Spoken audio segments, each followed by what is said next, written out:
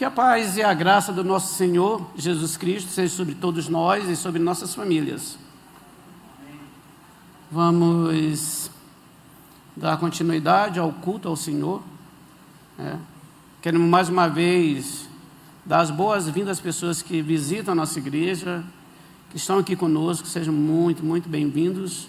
E nós, como igreja, nesse ajuntamento de servos, de salvos em Cristo, esse grande ajuntamento, nós nos reunimos para cantar, para louvar, adorar, orar e ouvir também a palavra de Deus. É o que nós faremos agora, nesse momento. Eu queria que você, por gentileza, abrisse a sua Bíblia no livro de Mateus, capítulo 26. Mateus, capítulo 26, nós iremos ler do verso 26 ao verso 30. Mateus 26, do versículo 26 ao 30. É uma passagem conhecida da maioria, né? Os evangelhos, o evangelho de segundo Mateus, segundo Marcos, segundo Lucas, eles falam especificamente, né? João, ele não fala dessa maneira, porque o público a que ele escreve é diferente, mas aqui Mateus, ele escreve prioritariamente aos judeus. Por isso que algumas palavras, algumas terminologias, nós precisaríamos ser judeus para entender. Mas nós, como bom maranhense, teremos a oportunidade também de entender. Tá? Então, vamos ler a palavra de Deus. Enquanto comiam, Jesus tomou o pão, deu graças, partiu e deu aos seus discípulos, dizendo: tomem e comam, isto é o meu corpo. Em seguida, tomou o cálice, deu graças e ofereceu aos discípulos, dizendo: bebam dele todos vocês, isso é o meu sangue. Sangue, na sua Bíblia pode estar sangue da aliança, em algumas traduções, sangue da nova aliança, que é derramado em favor de muitos para perdão de pecados. Eu digo que, de agora em diante, não beberei deste fruto da videira, até aquele dia em que beberei o vinho novo com vocês no reino de meu Pai. Depois de terem cantado um hino, saíram para o Monte das Oliveiras. Vamos orar mais uma vez, pedir a orientação do Espírito Santo, que Ele nos ensine o que Deus quer para nossos corações. Pai amado e Senhor, diante da Tua palavra, muitas vezes lida, Senhor, estamos acostumados com alguns textos bíblicos, mas não queremos banalizá-los, Pai amado, porque a Tua palavra é vida, ela é dinâmica, é Deus falando conosco. Por isso queremos prestar atenção e queremos aprender. Por isso pedimos que ao Deus Espírito Santo venha iluminar nossa mente e coração, para que possamos compreender a verdade da Tua palavra. O que o Senhor quer para nossas vidas nessa manhã de domingo, Pai? Estamos com os corações e mentes dispostos, rendidos a Ti, Pai, para esse aprendizado. É o que nós oramos e Te pedimos, em nome do Senhor Jesus. Amém. A primeira era dos milagres registrado na Bíblia foi na época de Moisés. Os descendentes de Jacó passavam por uma amarga escravidão de 400 anos no Egito. Deus enviou seu servo Moisés para libertar. Depois de 9 pragas, que é bem conhecida, né? Chegou então a 10ª praga, né? Que Deus mostraria a Faraó e aos egípcios o seu poderoso braço de juízo, que seria a morte do primogênito. E quando ele faz isso, ele muda o calendário dos judeus. Os judeus, eles usam um calendário lunisolar, lua e sol combinados. E aquele seria o primeiro mês por causa da Páscoa que seria iniciada. E era o mês de Abib, ou Nissan. E eles deviam fazer o seguinte: no 10º dia, pegar um cordeiro macho de 1 ano, sem defeito, reservar. No 14º dia, na virada do dia, ou no pôr do sol, eles sacrificariam, imolariam aquele animal o seu sangue seria colocado nas laterais e nas vigas das portas, porque naquele dia em especial, especificamente, à meia-noite, passaria o anjo destruidor. E se você observar as pragas do Egito, as pragas do Egito atacam os egípcios, mas essa 10ª praga era sobre todo o Egito, ou seja, não havia distinção de pessoas. Se os judeus não fizessem isso, eles também morreriam. Os primogênitos morreriam. Na década de 80 até 2015, havia uma política social na China do filho único. Então, era 4, 2, 1. 4 avós, 2 pais e 1 filho. Todos primogênitos. Então, exterminaria toda a China daquela época. Mudaram essas regras. Mas aqui todo primogênito morreria, como morreu. Não só o primogênito das pessoas, como dos animais também. E nesse dia, esse dia seria um memorial, que eles celebrariam essa solenidade ao Senhor em todas as gerações. A palavra de Deus diz que, da hora que eles cortaram o pescoço do cordeiro, passaram o sangue, entraram para dentro das suas casas, não saíram até amanhecer, até meia-noite houve um silêncio. Os israelitas estavam na terra de Gozen, e os egípcios, quando chegaram à meia-noite, não sei o que eles conversaram até da meia-noite. Tiveram conversas triviais, tentando disfarçar a tensão do momento. A palavra de Deus, no capítulo 11 de Êxodo, diz que nenhum cachorro rosnou naquela noite. A tensão era muito pesada. Havia um ser poderoso que estava sobrevoando aquela região, o anjo destruidor. Mas onde ele viu o sangue do cordeiro, todas aquelas pessoas foram poupadas.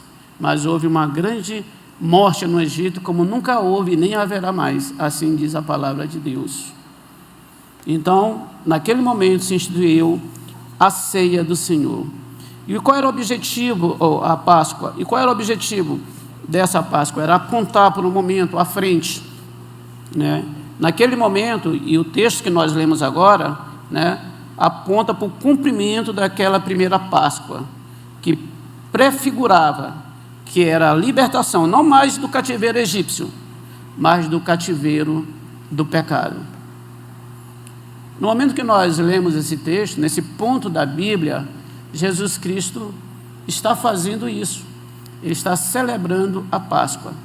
A palavra de Deus, no capítulo 3 de Lucas, diz que Jesus começa seu ministério com 30 anos. João registra 3 Páscoas que o Senhor Jesus participou. Daí o pessoal ter a convicção que Jesus morreu com 33 anos. Não é algo jogado, não. É bíblico. Então, só que Jesus, como um bom judeu, já estava acostumado a participar de muitas Páscoas. Mas ele queria participar especificamente, especialmente dessa Páscoa. E por que dessa Páscoa? Ele participou de tantas outras Páscoas.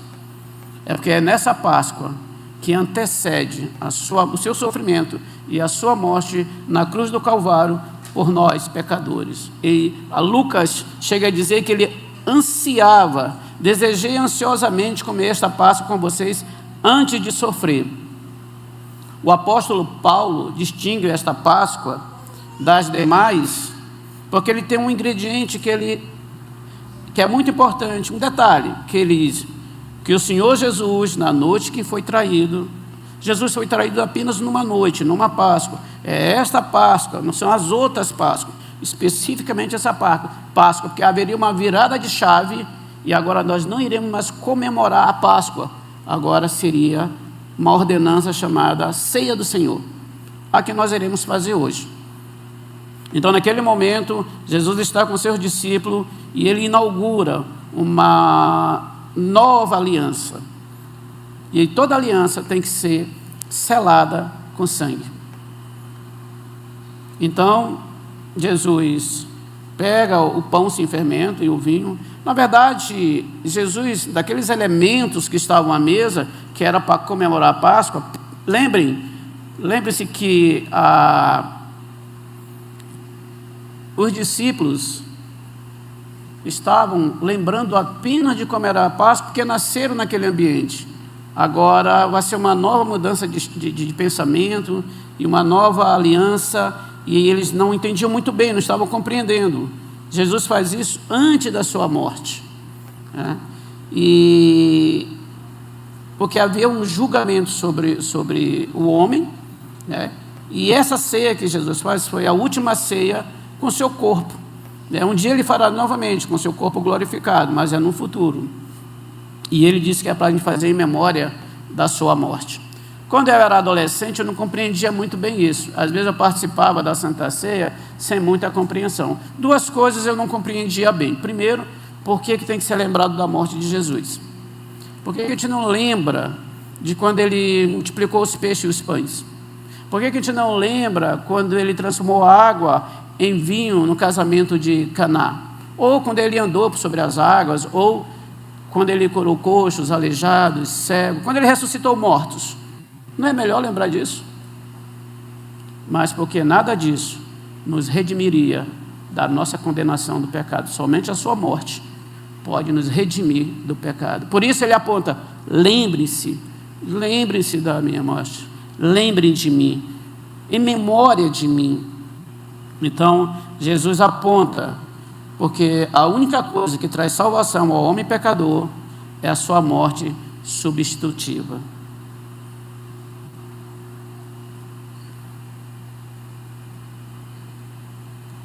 Lembrai do pão, que é o corpo. Olhe na sua Bíblia, no verso 26, acredito que sua Bíblia esteja aberta, no capítulo 26 de Mateus. Então dê uma olhada aí no verso 26. Enquanto comiam, Jesus tomou o pão, deu graça, partiu e deu aos seus discípulos, dizendo: tomem e comam, isto é o meu corpo. Pão é uma figura do corpo de Cristo, representando o corpo que foi dado por nós. Era um símbolo, uma figura tangível do seu corpo, dado em benefício da gente. O apóstolo João, ele registra, porque eu preciso saber, as pessoas estavam com dificuldade, como o corpo de Cristo é o pão, era uma simbologia. O apóstolo João, no capítulo 6, e eu vou dar uma lida para que a gente não fale o que a Bíblia não diz, no livro de João, capítulo 6, ele diz o seguinte, versículo 32, 6:32, declarou Jesus: digo a verdade, não foi Moisés que deu a vocês pão do céu, está se referindo ao maná, mas é meu Pai que dá a vocês o verdadeiro pão do céu. Pois o pão de Deus é aquele que desceu do céu e dá vida ao mundo. Pula para o verso 35, Jesus diz: eu sou o pão da vida, aquele que vem a mim nunca terá fome, aquele que crê em mim nunca terá sede. Nós vamos para o 48, ele afirma novamente: eu sou o pão da vida. Os seus antepassados comeram maná no deserto, mas morreram. Todavia aqui está o pão que desceu do céu, para que não morra quem dele comer. Eu sou o pão vivo que desceu do céu. Se alguém comer deste pão, viverá para sempre. Este pão é a minha carne, e eu o darei pela vida do mundo. Lá no 53 diz: eu digo a verdade, se vocês não comerem a carne do Filho do Homem e não beberem o seu sangue, não terão vida em si mesmo. Todo aquele que come a minha carne e bebe o meu sangue tem a vida eterna, e eu o ressuscitarei no último dia. Pois a minha carne é verdadeira comida, e meu sangue é verdadeira bebida. Todo aquele que come a minha carne e bebe o meu sangue permanece em mim, e eu nele. Da mesma forma como o Pai que vive em mim enviou, eu vivo por causa do Pai. E assim, aquele que se alimenta de mim viverá por minha causa. Este é o pão que desceu dos céus.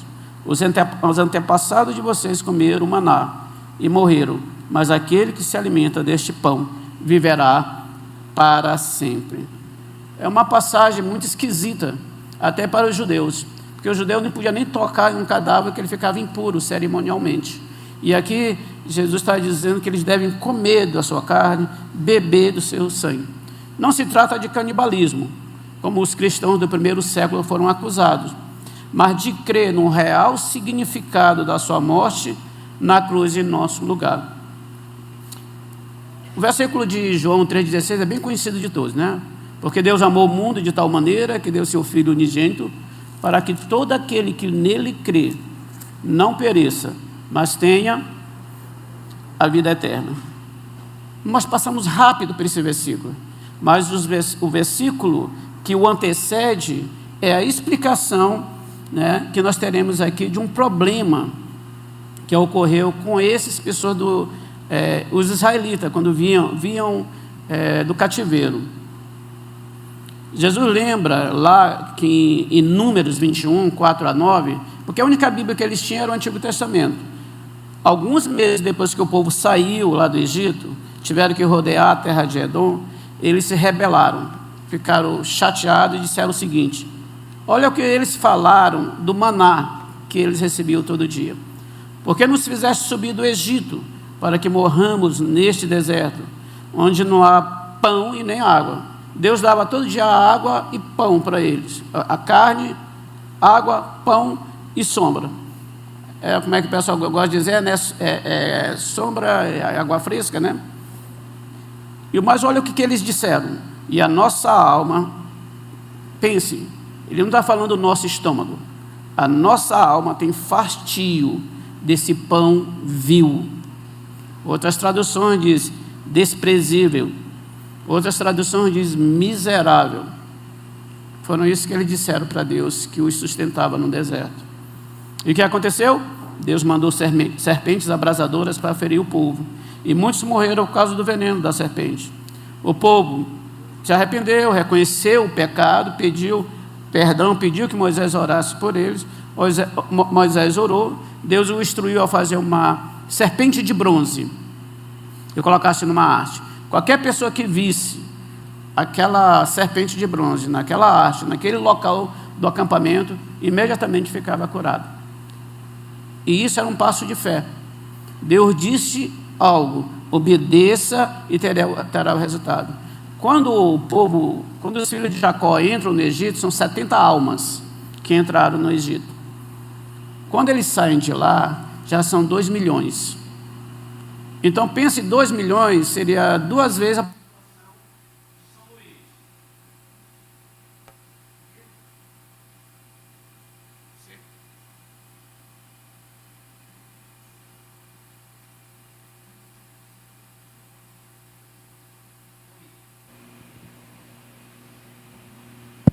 Pronto.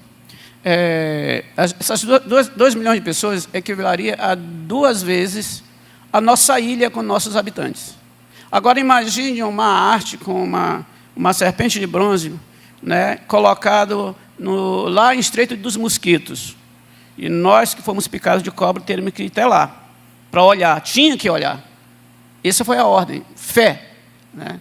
Só que aconteceu um probleminha. Eles não entenderam isso que estava acontecendo, e eles fizeram, sabe o quê?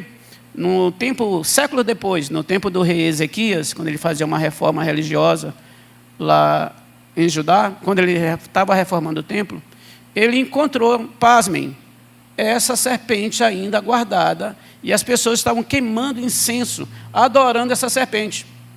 Essa serpente se chamava Neustã. Neustã, a tradução é coisa de bronze. Na verdade, é isso que ela era, uma coisa de bronze.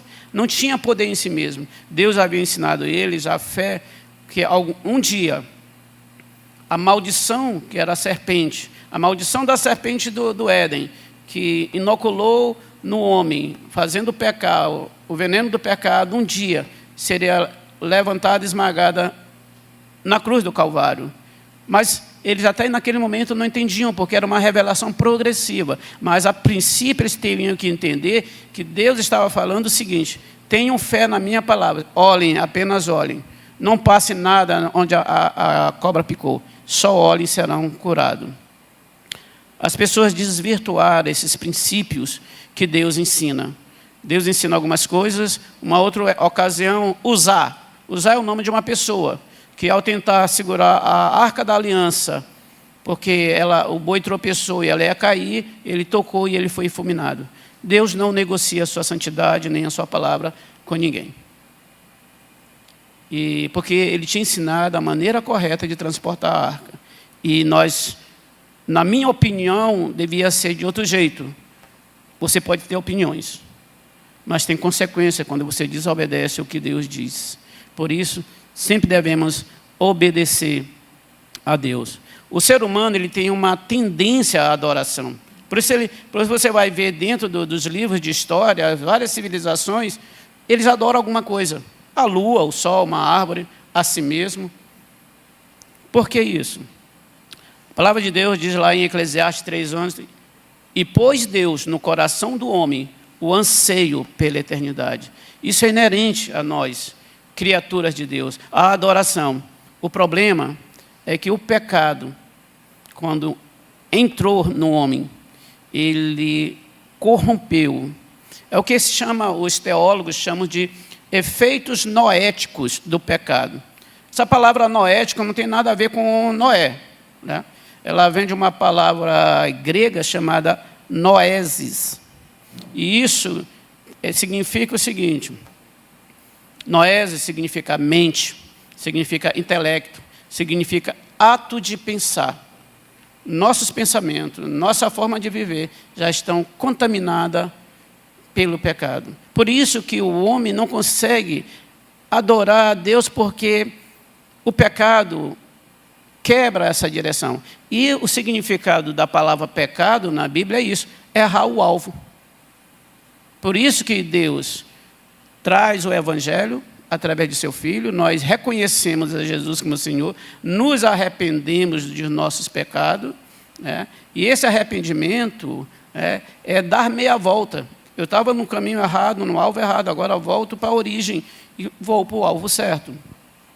Então, o pecado, ele emboltou essa queda que o homem sofreu, ele destruiu essa inclinação natural do coração humano. Ela não destruiu essa inclinação, mas é capaz de alterar sua direcionalidade, fazendo o homem, então, fazer aquilo para que ele não foi criado. E aqui, parece que está distante. O que tem a ver aquela cobra de bronze, Neustan, lá atrás, com a Santa Ceia? Jesus, no capítulo 3 de João, nós lemos o 3,16, porque Deus amou o mundo, bem conhecido, mas a gente passa batido pelo 14, que diz o seguinte: da mesma forma como Moisés levantou a serpente no deserto, assim também é necessário que o Filho do Homem seja levantado, para que todo que nele crê tenha a vida eterna. Aí sim, entra o versículo que nós conhecemos, porque Deus amou o mundo. Ele faz uma referência. Sabe aquela serpente no deserto? Ela estava apontando, era para mim. Aquilo era a sombra do que iria acontecer. Eu preciso ser levantado numa cruz. O meu corpo, que é pão, que é dado por vós, é dado na cruz do Calvário. O simbolismo que carrega esses elementos aponta para essa verdade. Por isso que ele estava falando de que assim como essa cobra foi levantada, essa serpente, ele também precisaria ser levantado. Porque isso aí apontava para o seu sacrifício futuro. Irmãos, não é apenas crer que Jesus existe, ou que Ele é o Deus encarnado, mas também crer na obra que Ele realizou na cruz. A obra de Jesus foi de substituição. Essa fé, ela precisa gerar uma identificação. Eu estou crucificado com Cristo. Nós fomos sepultados com eles e fomos ressuscitados com Ele. É uma fé que se apropria da salvação e da vida eterna. Cristo está falando da morte eterna, por isso, Ele oferece a vida eterna. Lembrai do vinho, sangue. Lá no verso 28, você pode voltar lá no verso 28 de Mateus 26, 27 e 28. Em seguida, tomou o cálice, deu graças e ofereceu aos discípulos, dizendo: bebam dele todos vocês, isso é o meu sangue, o sangue da nova aliança, que é derramado em favor de muitos, para o perdão dos pecados. Em algumas Bíblias terá remissão dos pecados, né, que é a mesma coisa. Por obediência ao Pai, Jesus tomou o cálice da morte, desejando pagar pelos pecados do mundo. A aliança que Deus fez com Israel lá no Monte Sinai também foi selada com sangue. Mataram novilhos, aspergiram o sangue sobre o livro da lei, sobre o altar e sobre o povo. Então ali estava sendo firmada uma aliança lá. Só que eles não conseguiram cumprir essa aliança, eles quebraram a aliança de Deus. E aí o profeta Jeremias, no capítulo 31, ele profetiza que um dia uma nova aliança seria feita. Essa nova aliança que nós acabamos de ler, a nova aliança no sangue, o profeta Jeremias, no capítulo 31, diz o seguinte: depois daqueles dias, diz o Senhor, na mente lhes imprimirei as minhas leis, também no coração lhes escreverei. Serei o Deus deles e eles serão o meu povo. Era desse momento, dessa passagem que acabamos de ler, que Jeremias estava apontando. Essa nova aliança. Só que uma nova aliança, ela precisa também ser selada com sangue. Por isso, esse cálice, a razão desse cálice de vinho, representando o sangue do Senhor, está presente na ceia do Senhor, porque ele apontava para o sangue do Cordeiro, da sua morte. Lembrem de mim, eu já estou vivo, já ressuscitei, mas façam isso. Ele faz isso antes da sua morte. Havia uma crença que esses elementos se transformavam literalmente na carne e no sangue de Jesus, mas continua sendo suco de uva, aqui no caso, continua sendo pão, fermento, né? E a presença física de Deus, espiritualmente falando, está no momento da ceia do Senhor, porque Ele pediu para que nós a fizéssemos em memória dEle, para lembrar dEle. Por isso, o cálice, o vinho, né, que representa o seu sangue. Nós também temos que lembrar da sua volta. Parousia. Essa palavra parousia também significa isso, né? É a volta, segunda volta de Jesus. Olha o que diz o verso 29 na sua Bíblia. Eu digo que de agora em diante não beberei deste fruto da videira, até aquele dia em que beberei o vinho novo com vocês no reino do meu Pai. Ele está dizendo que vocês nunca celebrarão outra Páscoa comigo, mas haverá um dia, quando nós celebraremos junto na casa de meu Pai, com Cristo, com seu corpo glorificado. Em memória de mim. É lembrar o que Ele fez no passado e que traz benefícios para o futuro. Jesus, naquela mesma noite, seria entregue para morrer na cruz. Na ceia, depois de todos os elementos entregues aos discípulos, ele sempre repetia essa frase: em memória de mim. Em memória de mim, lembre de mim, em memória de mim. O ladrão na cruz falou uma frase semelhante. Lá em Lucas 23, 42, que registra esse momento, ele diz assim: depois que ele reconheceu os seus pecados e olhou para Cristo ali, ele disse: lembra-te de mim quando vieres no teu reino. Se tinha alguém que cria fielmente na segunda vinda de Cristo ali no Calvário, foi aquele ladrão anônimo. A palavra morte, nos evangelhos, não aparece. Você vai procurar a palavra morte lá em Mateus, Marcos e Lucas, explicitamente, morte, você não verá. Porque os judeus já tinham o entendimento que uma aliança era selada com o sangue de uma vítima inocente.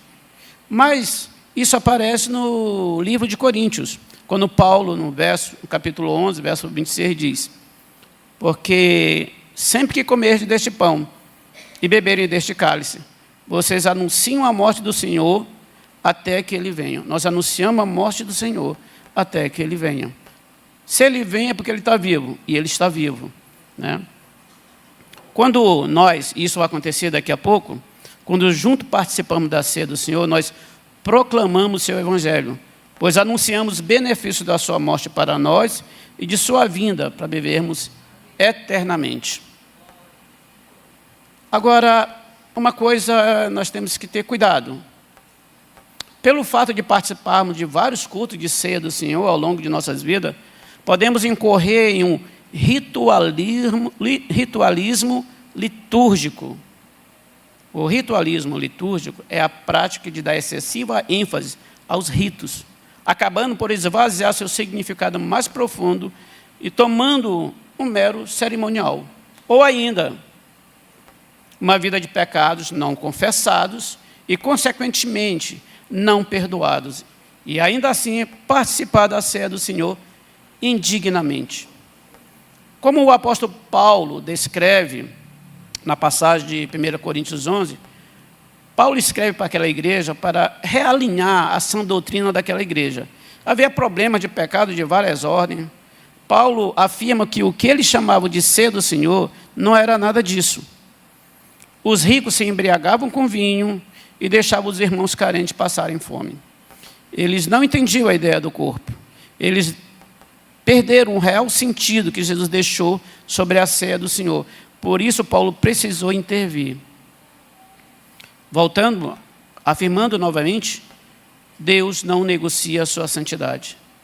Isso aconteceu no deserto, lá, quando profanaram a graça de Deus a chamar o maná de pão vil, porque aquele pão apontava para o pão vivo, que é o seu filho.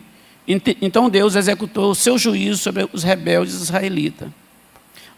A passagem de 1 Coríntios, que fala sobre a ceia do Senhor, é conhecida pela maioria das pessoas cristãs. E nós iremos lê-la daqui a um momento. Mas dificilmente nós percebemos o perigo iminente que ela traz se não observada corretamente. Paulo afirma que aquele que comeu o pão ou bebeu o cálice do Senhor indignamente será réu, ou seja, culpado do corpo e do sangue do Senhor. Pois quem come e bebe sem discernir o corpo, come e bebe juízo para si. Veja o resultado que estava acontecendo na igreja de Corinto. Não é que iria acontecer, já estava acontecendo.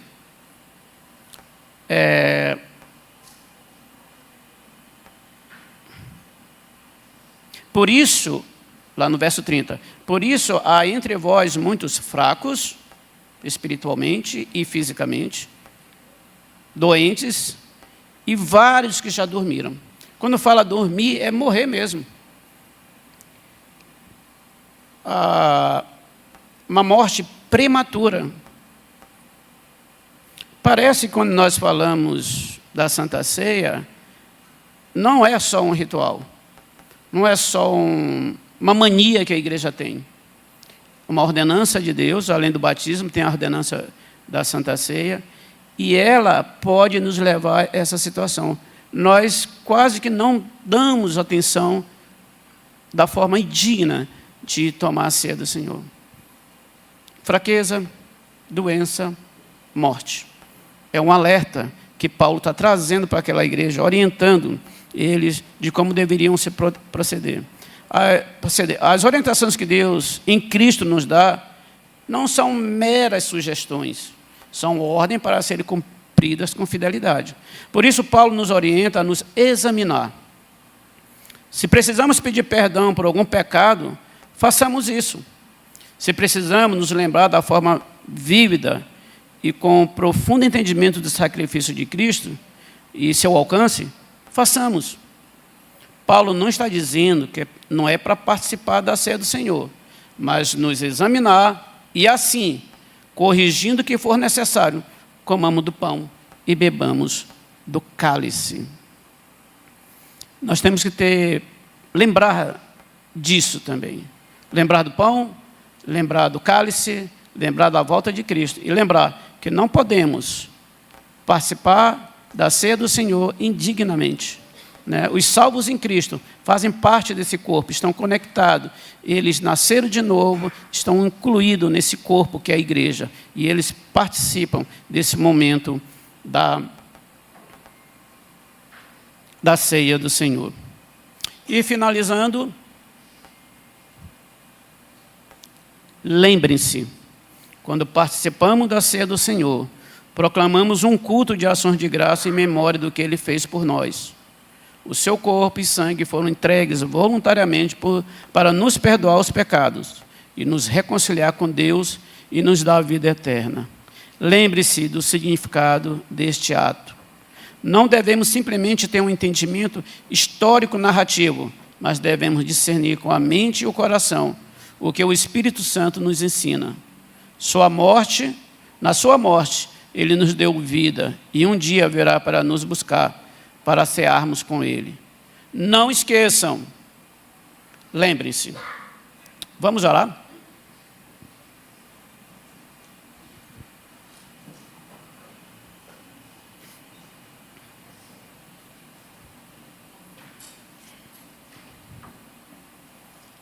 Deus, nossos corações estão diante de Ti em adoração, pelo Teu grande amor por nós. Teu Filho Jesus Cristo entregou seu corpo e sangue em nosso lugar. Nos perdoe por muitas vezes participar da mesa do Senhor sem compreender ou esquecer o real significado e o simbolismo do pão e do cálice. Na ceia do Senhor, lembramos do Teu amor eterno, da Tua infinita compaixão, da resoluta obediência e graça sem limites de Jesus Cristo, que o levaram à cruz. Te pedimos, ó Espírito Santo, que ilumine as mentes e os corações daqueles que ainda não deram um passo de fé em receber a Jesus como Senhor e Salvador de suas vidas. Que o Teu Espírito Santo gere no coração deles reconhecimento de seus pecados e a necessidade de arrependimento para a vida. Senhor, que haja salvação nesta manhã em Tua casa. Oramos com fé no precioso nome do nosso Senhor e Salvador, Jesus Cristo.